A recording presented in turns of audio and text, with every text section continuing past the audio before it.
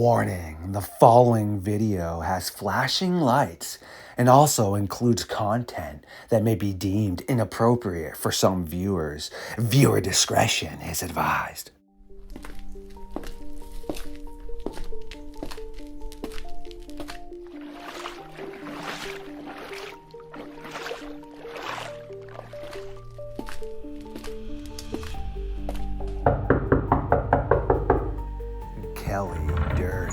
Birdy, yes, from Emergency Encounters, has again found his way into the Fox Den for another episode of Midnight Lycanthropy here on LordeStarfox Radio. Yeah, I've been sleeping for so long and really do need to feed.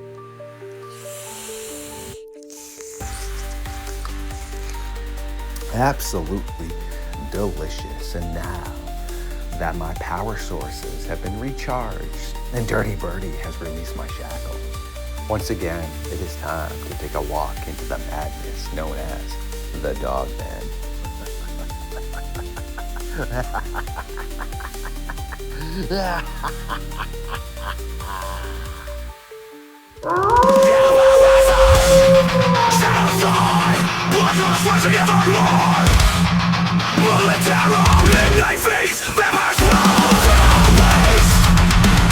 Stood up. I said, oh my god, it's a werewolf. And everybody in the car freaked out.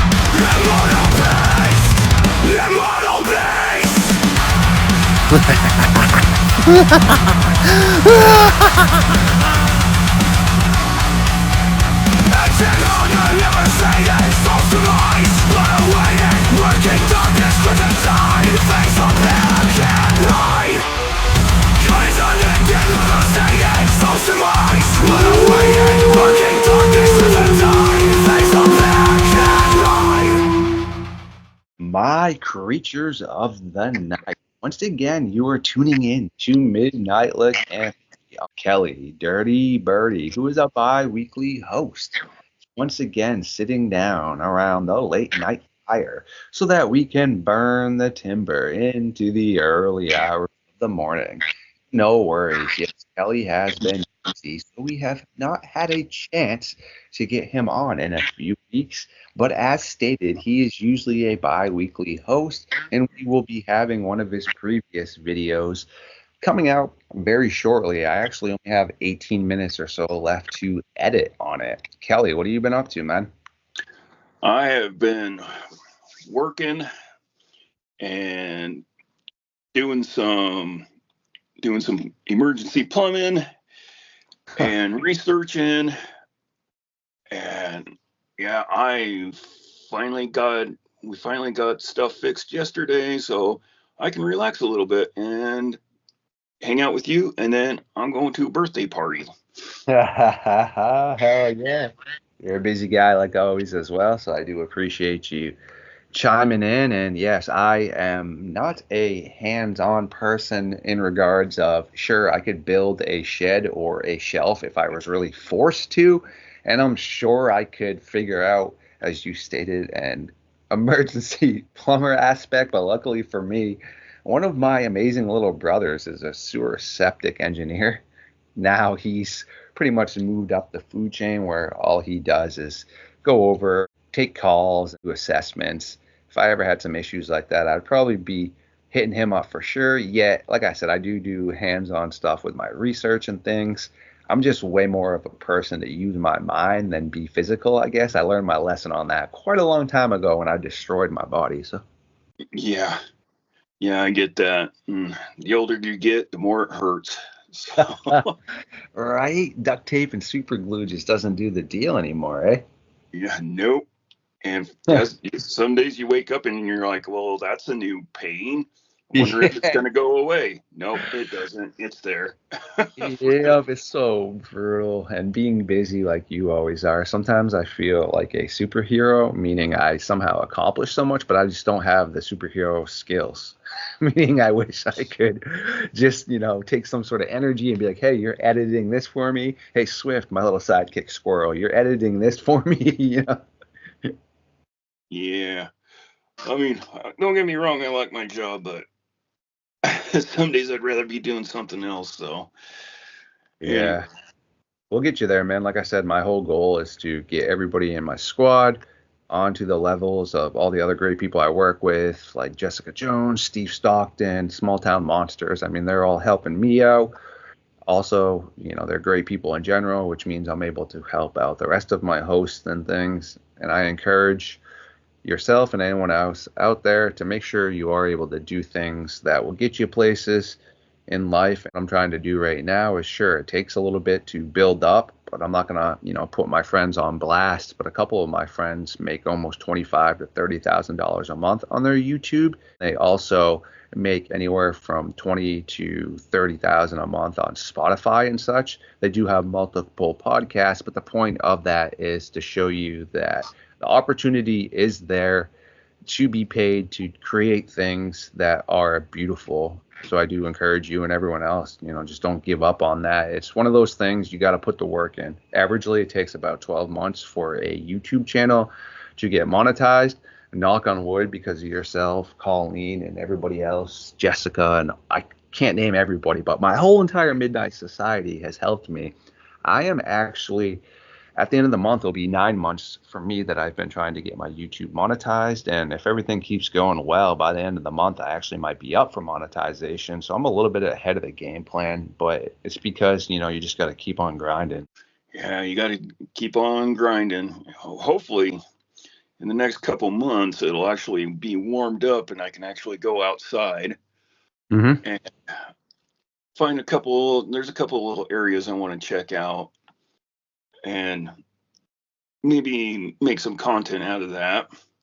But Yeah. man, it is still cold out here. I feel that, my friend.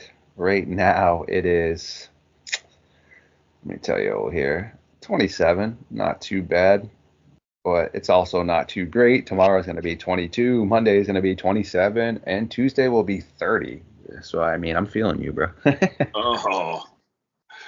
Oh yeah. No, well, it's 43 here, so you got me beat on the cold part.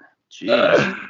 That's what I was saying, my friend. Even when I open the door to say hello to some of the good old neighborhood animals, you could see and I can feel it. I'm like, yeah, even though I am a Neanderthal and I usually just walk around in shorts, bare feet with no shirt on all the time, just what I do, I'm like, yeah, it's a little cold out there.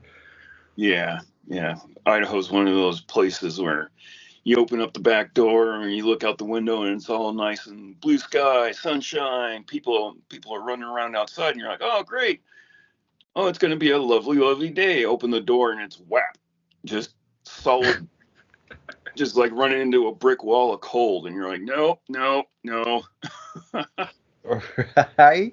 That's why I always say to people when they're like, wow, this is sarcasm. Star Fox, when did you become so frigid? Well, when you live up in New England, the temperatures dip below consistently freezing. It tends to freeze your heart as well. Yeah. Great stuff. Well, what else you been up to before we start diving into some of the things that you've been looking at, and also a very strange case?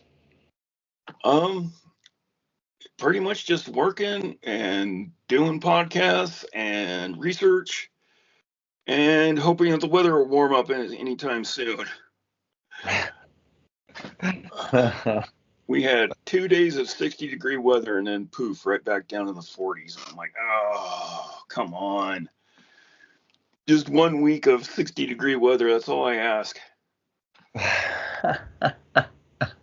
Yes, I totally hear that. At some point, when I make some of my apparel for my shop and such, I'm going to try to do a bunch of things with my bi-weekly hosts, just try to get some of their logos up on some hoodies, and I'll keep you posted on that when I do get a chance to figure that all out, because I still have 8 more videos on my phone to edit before I can then back my phone up. A little heads up to you and any of my other hosts. In May, we will be using Microsoft Teams instead of Skype, which is actually excellent because Microsoft already owns Skype, but they decided to completely redo everything and now have their own version. They are eliminating Skype in May, So yes, I am just trying to clear up the spots up on there and then set up the good old Microsoft Teams, which is a lot easier and such. So it should be pretty cool. Oh, that'd be fun to check out. And so you sent me a video on, I forgot the gentleman's name. I did Birdy. watch, yeah, Finney. Yeah, I watched that YouTube video, and at first I was like, well, he's an outdoor survivalist guy, and and he knows how to pretty much hunt, gather, build like bushcraft stuff, but then he just disappears. He's like had like one last video, and then he just went poof, gone, and nobody could seem to find him. Some hunters came around. What was it? A little while later, I can't remember, but they did find his rucksack at the edge of uh, the lock he was camping at. And to me, I figured that he was trying to swim across the lock for whatever reason, but he should have known. He should have known better. Being a survivalist, you get in cold water and you take the chance of getting hypothermia, and you can't get hypothermia in really cold water like that. So I figured he was trying to do something. I don't know, maybe take a bath or something, and he froze and sank to the bottom. But then, like you said, they sent down divers and they dredged the lock. They couldn't find him, and I found that really strange. And then it hit me. Um, it sounds like a missing 411 type of case, where I mean, there's so many of them, and they're really odd. Some of them are really strange. There's one about a guy who's hiking Mount Shasta, and he was with another gentleman, and one of the gentlemen was like kind of tired. I want to sit and rest for a minute, and then the other one goes, well, I'm going to go on ahead. And the one who was resting, it was more experienced, and he's like, okay, all you got to do is follow this trail, and it's right there. You can't miss it. It sticks out like a sore thumb. And he's like, give me 15 minutes. I'll meet you at the top. He's like, and the other guy's like, okay. And he takes off. Well, a little while later, the guy's all rested up, and he hits the trail and gets to the top of the mountain or wherever, and expecting to see the other guy there. Not there. I talked to the other hikers that he was with, and he's like, did you see so-and-so come up here? And they're like, no, he was with you last time we saw him. And he's like, well, where the heck could he be? And then they finally launched a search and rescue mission, and they could not find him. They used helicopters, they used dogs, they used people, grid search, stuff like that, and he is just gone. Nobody knows where he went. And that's one of the stranger cases of this. There's quite a few that I've heard of, a line of hikers, like 5 people walking single file, and the person who's in front of the hiking turns a corner, and then the second one comes around the corner, and the first person's gone, just gone. And some of the interesting stuff is that even though search and rescue workers have tracking dogs, sometimes the tracking dogs start doing their thing, and then they just stop. There's no more scent anymore. It's really it's fascinating stuff. I don't know how true it is, but I've been kind of into this when it first showed up many years ago, and I got to tell you, man, I don't know if it kind of teeters on the edge of like a paranormal type deal. You know what I mean? You're just sitting there with your buddy on a hiking trail, take a break, you turn to look at some bird that's chirping on a tree, and then you turn to your friend and you go, "Hey, look at that pretty bird," and he's gone. Like, he didn't just get up and walk away; he just went poof, gone. It's really interesting stuff. Yeah, that's really bizarre stuff for sure. And being, like you said, a survivalist doesn't necessarily mean you are top notch. You could, I guess, call yourself that, meaning I ran into a gentleman recently that had self-dubbed himself a scientist and a philosopher, yet had no sort of educational background to solidify that. He just said he was self-appointed, meaning, again, technically anyone, I guess, could self-appoint themselves a survivalist unless you actually have the proper training, like Cody Lundin. I'm a huge fan of him, or Greg Ovens, or any of these other technical professional survivalists.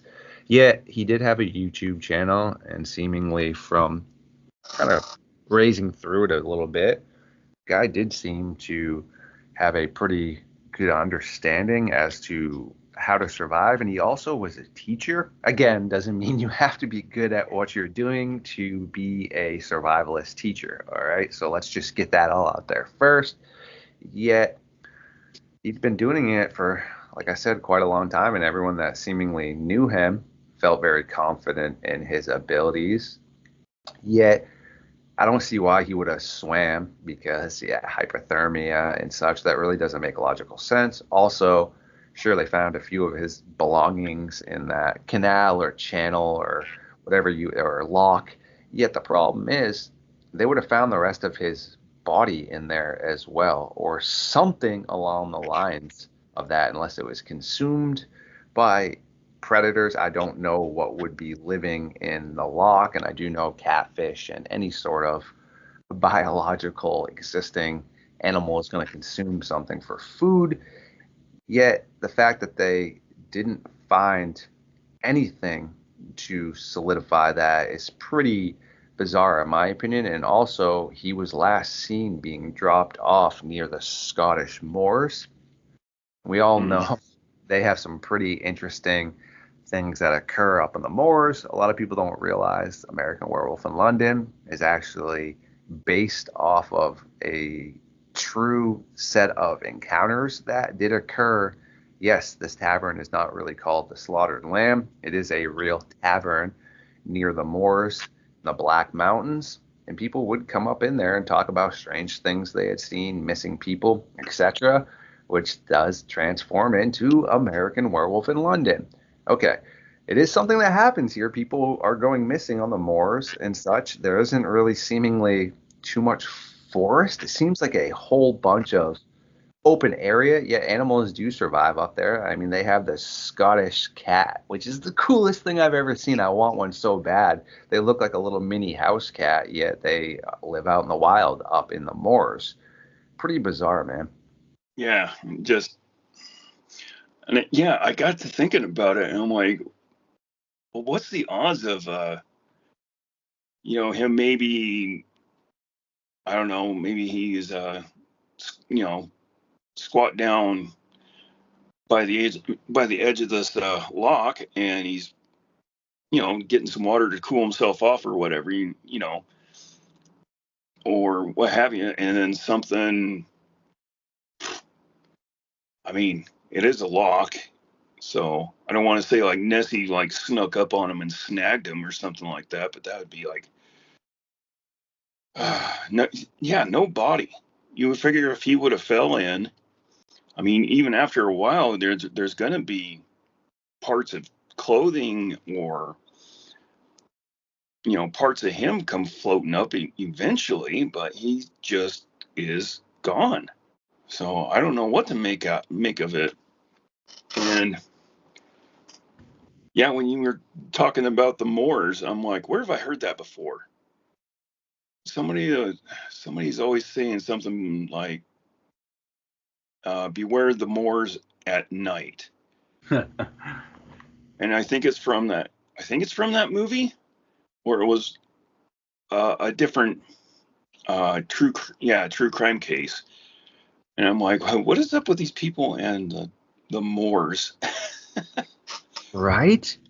Correct me if I'm wrong, too. I believe Sherlock Holmes had a encounter. He's obviously not a real person. He's fictional. A lot of people say potentially he might be based off of someone, though. That's not what we're here to talk about. Either way, there was a episode, I'll call it, where he dealt with the hounds out on the moors, correct? The Hound, what is it called? Was it the Hound of the Baskervilles? Yes. Yeah, I remember reading that story when I was younger. Can't quite remember a whole lot of it, but yeah, there was a big giant beastly hound that would haunt this castle-like place, and it was driving a guy insane. But yeah, I don't know if this is I don't know if it's Dogman related, but I mean, if people are saying they're seeing stuff out on the moors, then there might be something to it. So I don't know. Right, my friend? Super bizarre. And yes, American Werewolf in London. Stay off the moors. And well, they didn't seem to listen very well because, well, where do they end up? On the good old moors. And anyone that's seen that Yeah, movie doesn't really end up well for either one of them. no, I remember that movie quite well. Just I do I do think that the moors are they have some kind of chemical composition in them that if you fall in one, then I think it peat bog or something like that. Ah, Yeah, if you fall in it, it will speed up decomposition real fast because the little plants in there will just feast on you. I could be wrong though. that makes sense right there. And also, that reminds me, because I'm a big Cody Lundin guy. Like I said, I watched Dual Survival a lot, even though, the later seasons he wasn't on there. But this specific episode ties into kind of what you were saying. I mean, technically, this is a field that is covered with snow now, but it would have been a field with these holes where water and such was running. So as Cody is trying to make his way to the middle of this field to make a large X, so that way, obviously, if anybody was flying over, nature doesn't make things in symmetry like we would, an X in the middle of the field isn't made by nature. You would think, hey, maybe somebody needs help. But either way, as he's getting ready to go deeper into the field, he starts to hear running water. Okay, well, Cody's an excellent survivalist, so he immediately starts trying to figure out where this is coming from, starts, putting the stick in certain areas, and then finds out this whole entire field is covered with basically divots that they're not really sure how far went down, that had freezing cold water. So not only would you have had a chance of getting hypothermia, like Cody said, who knows? You could slip down into that, go underneath all the ice, and be sucked out somewhere and have no clue where you're coming from. Just made me think of what you were saying because even without the snow, with just the grass over top and such, you wouldn't see those holes underneath. Yeah, and yeah, you just go slip. You'd slip in there, and that's where you'd stay. Mm-hmm. I think they did.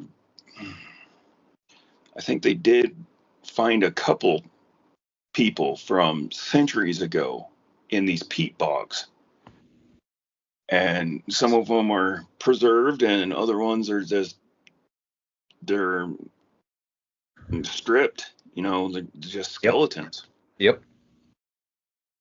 So bizarre, my friend. It's absolutely creepy as hell, but very interesting. And it's one of those things that's like a catch 22, meaning, yes, it's never good when people are vanishing and such, yet it's fascinating as to why this occurs. Meaning, I don't know, again, it's not like it's somebody such as you and I. I don't know how much your bushcraft skills are. Sure, I watch things and I'd like to think I could maybe make a fire for us, but I am not a survivalist. All right. Meaning, sure, if it was you and I or something that went missing, I guess it's really not as big of a deal, because who are these two bozos that thought they could, just go out here and create survival stuff? But again, this guy seemingly was pretty successful at what he did. So it doesn't really seem logical that he would just jump into the water, but also, I mean, people make mistakes. Cody Lundin says the number one reason people go unalived is because they are too confident in what it is they are trying to attend to, meaning how many expert mountain climbers are expertly unalived climbing, Mount Everest and all these other areas. Again, like Cody says, you always need to prepare for the worst and then hope for the best. Yeah. Well, a lot of these guys, they've been doing it for years. They get complacent, and what's the other one I'm looking for? Really overconfident, and then they start Boisterous, yeah. letting stuff slip, and then one day you just let so much stuff slip that it actually kills you. Mm-hmm. So, It but happens, my friend. yeah, a lot of these disappearances in national parks around here is really fascinating. I mean, are you aware of the missing 411 with David Paulides?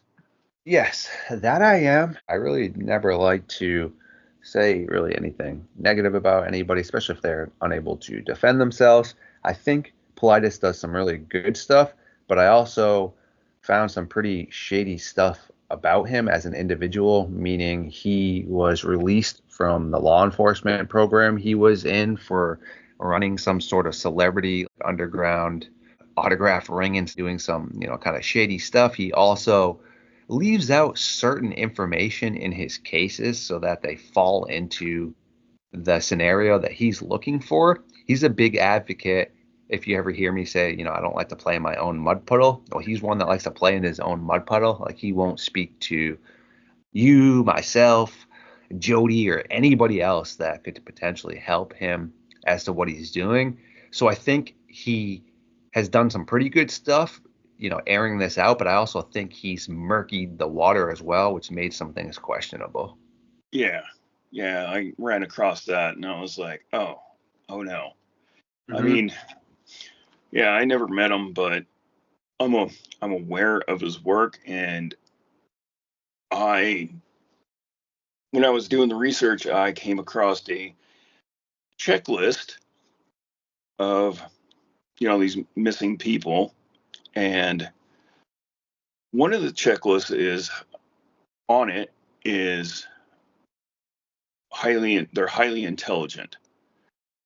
There's on one side of the coin, it's usually males, highly intelligent, of I don't know why, but German descent, and they usually end up missing. But there's also on the other side of the coin is that people with disabilities go missing too, or they're older.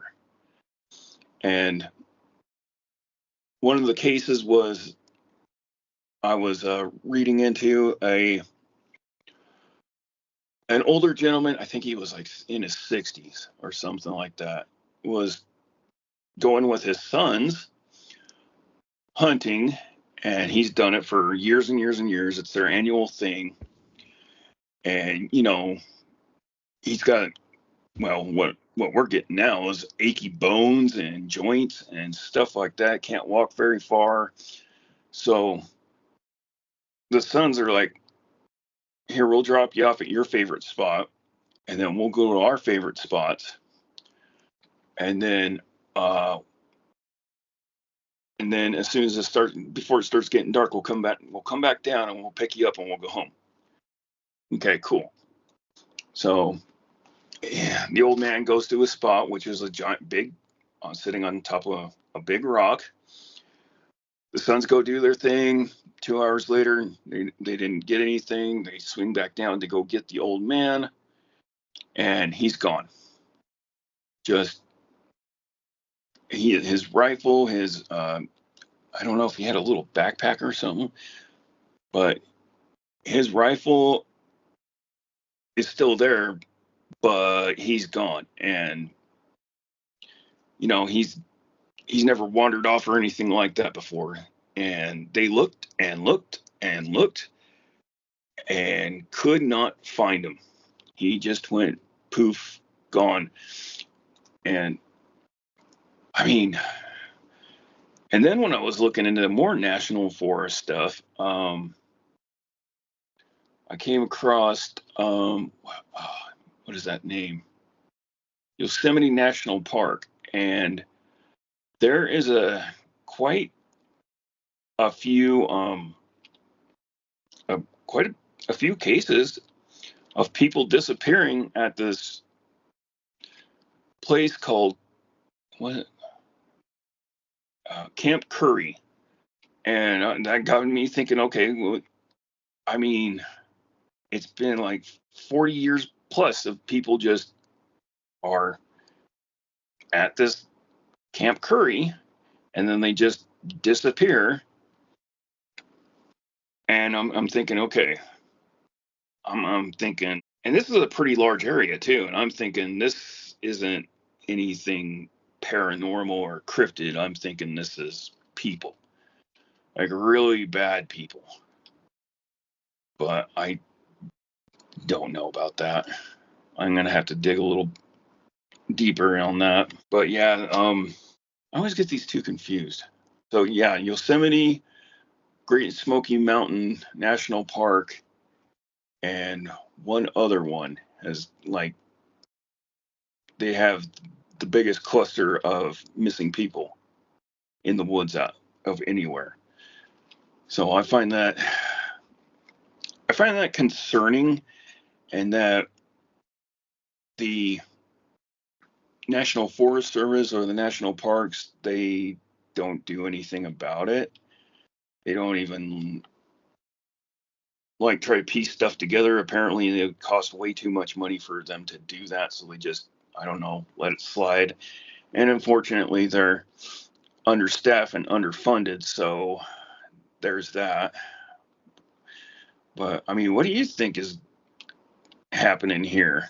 I mean, I don't find it out of the realm of possibility that some of these people did get uh, unalived by a cryptid. I mean, we've been doing this for how long? And we all know that there's cryptids lurking in the woods, and all it takes is just for one person not to be paying attention and lunch. You know what I mean? Right. No, great stuff right there. And there's a ton of different facets that are occurring. Big thing is, like you said, understaffed. Also, not really being able to fully indulge that information. Let's be a realist here for a second. The majority of people cannot handle stress or changes. They panic, meaning look at War of the Worlds when that was read over the radio station as an entertainment program. People thought it was legit the end of the world themselves and rampaging all around. I Oh honestly yeah. think you can't tell people things because people flip the heck out. Meaning, if there really is no way for the Park Service to deal with this, they don't know how to deal with this. All right, what are we just going to tell the mass public who are a bunch of bozos that flip out? Uh, yeah, and then the flip side of that is that if they did, if somebody did come forward and be like, all right, here's what's going on. Like, there are monsters in the woods. There are portals to other dimensions that'll swallow you up and spit you out on the other side of the world or somewhere. There's a pretty nifty case of a gentleman who was skiing with his buddies, and his buddies are in front of him, and he's going down the mountain, and they get to the bottom of the hill, and they turn around, and he's gone. But on the flip side, I think this was in New York. On on the flip side, he shows up somewhere in Southern California in the just on a road, strapped with like skiing gear, and people are like, "What are you doing, man?" He's like, "I don't know. Where am I? How did I get here? I was just in New York." So that's a really fascinating story. But yeah, I mean, if the Melon said, "Yeah, there's portals to here, there, everywhere, and there's nasty monsters in the woods," people would quit going to the parks like overnight. Potentially, yes. But then again, I see this all the time, right? Where people are surfing still. And what do these signs say? Numerous fatal shark attacks here. How much more are we posting this around? Don't go into the water. Yet the whole entire beach is filled with people that are snorkeling, surfing, same kind of thing. I think maybe some people would shy away from that, but then I think others are just too oblivious and would be like, yeah, that doesn't matter. I'm not going to get attacked by a shark. What are the odds of that? Well, pretty high. Yeah, that's the other side of the coin, is that if the national parks are saying, yes, we have monsters, we have portals to different dimensions, it's not safe out here if you don't know what you're doing. There's going to be people out there like, get in the car, we're going. Yes, 1000%, brother. It's yes, 1000. It's like people that still go to Chernobyl right now where you're told, hey, you probably shouldn't be here. The radiation level is out of control, yet people still put on these suits that they're like, putting their whole entire existence in faith of this suit that's operating properly. Yeah, it's just one of those things, my friend. You see it all the time. Like recently, some people in Yellowstone National Park, one of them got too close to the geysers, fell in, they jumped in to try to get him out. Yeah, because that's genius, right? Well, none of them got out, obviously.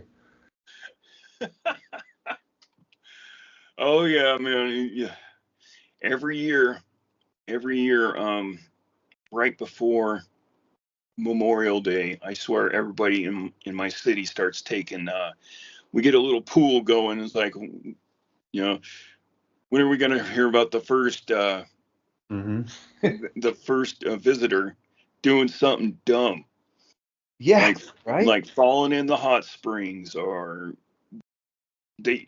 You don't even have to be near a hot spring to fall into a hot spring out there. Nope. Uh, Dum-dums trying to pet the tactical assault cows out there, which is the bison. Right? Or let's throw plastic and things into the geysers. So when they Yeah. explode, we have flaming pieces of melted, plastic everywhere because that's just so absolutely genius. And here's another one for you as we are starting to come to home plate here.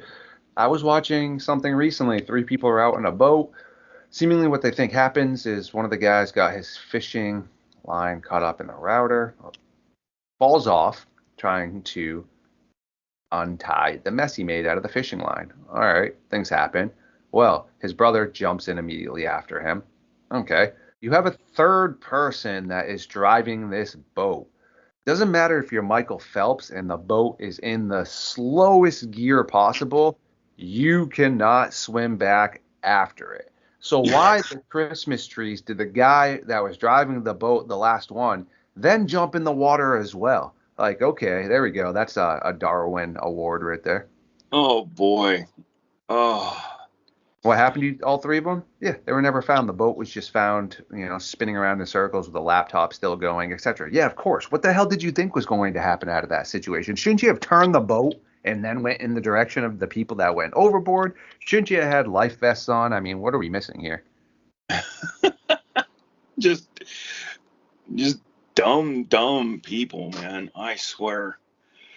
But Right? yeah, well, that's not as bad as what was it, a few years ago that someone got caught trying to cook a chicken in one of the hot springs.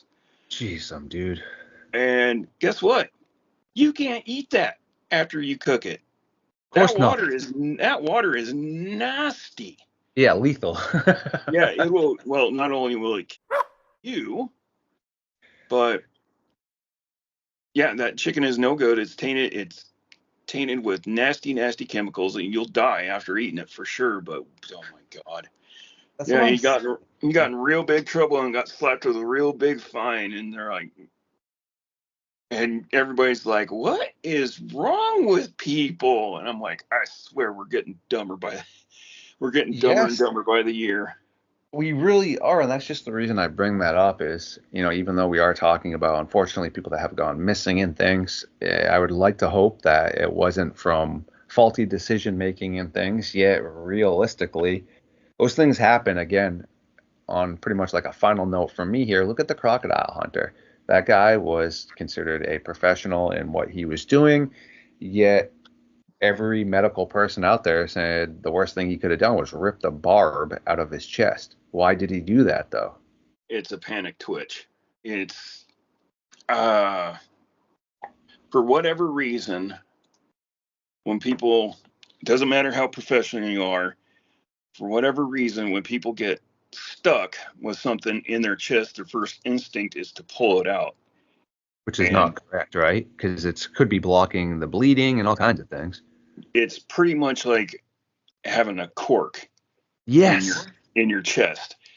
But for whatever reason, it's in our DNA is to pull it out.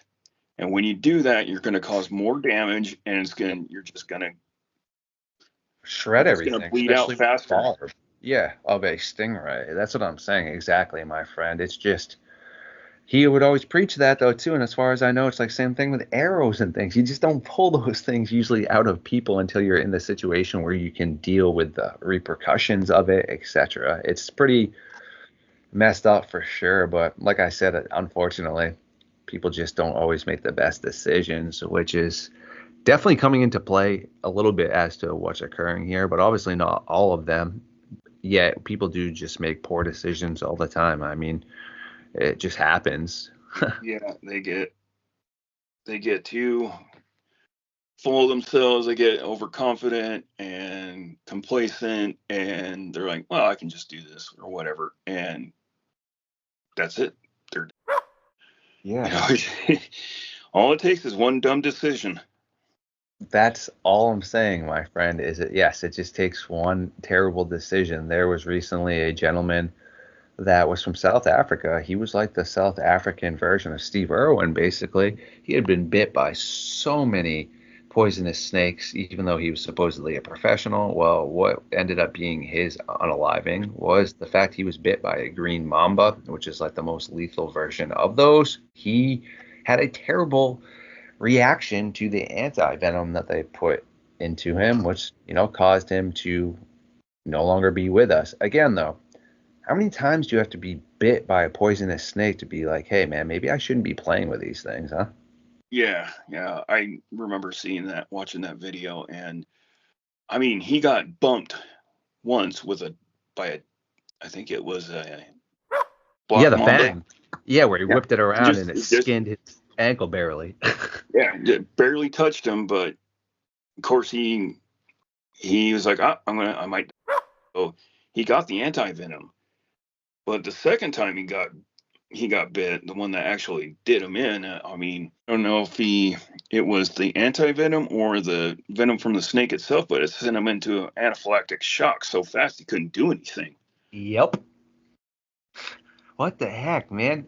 It's again like Cody Lundeen says in those survival situations, you don't go after food and things or play with things that can be lethal towards you, right? Yeah, I mean, you just don't do that. If you're going to go get food and you have a choice of dealing with a rattlesnake or a turkey, you should probably go after the turkey, correct? yeah, go after the turkey, even though a turkey can mess you up if it wants to. I'd rather Yes, take the of course. chances with a turkey than a rattlesnake. Right? That's all. Or it's like Nuxium. Brother Nature from our science team was telling me as he was younger, his parents obviously went ballistic, but in his room he had like a pet female black widow that ended up having babies and things in this little container he had. And it's just like, dude, Nuxium, what the hell, bro? No, don't put something in your room like that can just dispose of you. What? Well, I guess black widows don't have a strong enough bite to hurt a grown person, but why take the chance? Seriously, bro. That's just what I'm saying. I like my squirrel, man. Like you said, yeah, sure, she could mess me up a little bit if she wanted to. She has before, where I had no shirt on like an idiot, and I was playing with her, and she's jumping back and forth and cut me all up like she was Freddy Krueger. But obviously, it wasn't from intention. It's my own dumb attribute. Why would you have no shirt on playing with your squirrel? I mean, she has like Wolverine claws, right? Yeah, and teeth. Yes, exactly, man. So it's just one of those catch 22s. Well, you are a very busy guy and you have things to attend to today. Is there anything else you'd like to touch base on tonight before we let you get rolling, man? No, I think pretty much covered some most of it, but I'm gonna have to look into this some more because it's fascinating how many people just go poof gone. I mean, Yep. really interesting. So bizarre, my friend, and definitely keep me posted. And I do know that every year, just in the United States, not even counting Alaska, 1,100 to 2,400 people go missing in national forests. 5% are never found. Last time they did a census in Alaska, when I got this information, they had around 738,000 people. In the past 20 years, 60,000 people have gone missing. Pretty interesting stuff, eh? How So many if people? 60,000, bro. 60,000 people went missing in Alaska. They have in the past like 20 years. I'll send you the Oh, okay. statistic. I was like, threw me off for a second. I was thinking, oh, once, good lord. No, no, just in the past like 20 years, give or take. Kind of take that a little bit with a grain of salt. Some of those people could have moved and not want to have been found, etc. Yet that's still a decent amount of people to just kind of not have a clue as to where they're going. And that's not just in the Alaska Triangle, that's in all of Alaska. But the Alaska Triangle is definitely a pretty interesting hot spot for sure. So do Oh, me a yeah. favor as well. Yeah, if you ever have anything you want to talk about that we cover on here, you're a host and one of my good friends. Definitely feel free to come in with your own stuff as well, and don't think that I just have to pick the topics. Like I said, as long as it falls into missing people, national forests, cave systems, unknown predators, modern day prehistoric predator behaviors, strange sightings and such. Definitely, my friend. Always keep me posted. I appreciate you. Yeah, I will do that. Excellent, my guy. Well, to the audience, yes, Dirty Birdie is a very busy individual who needs to take care of a few things around his apartment before he does go to a nice event to spend some time with family and friends. No worries, though. He is a bi-weekly host. We'll be back on here very soon. You can check out our previous content in the good old playlist down below, or you can just go over to the links in the description and check out Dirty Birdie. They're always churning and putting out great stuff for sure. I do appreciate you, man. But yes, this is the conclusion of the meeting for the Midnight Society. It is the early hours of the morning. Thanks for hanging out tonight, man. Yeah, no problem.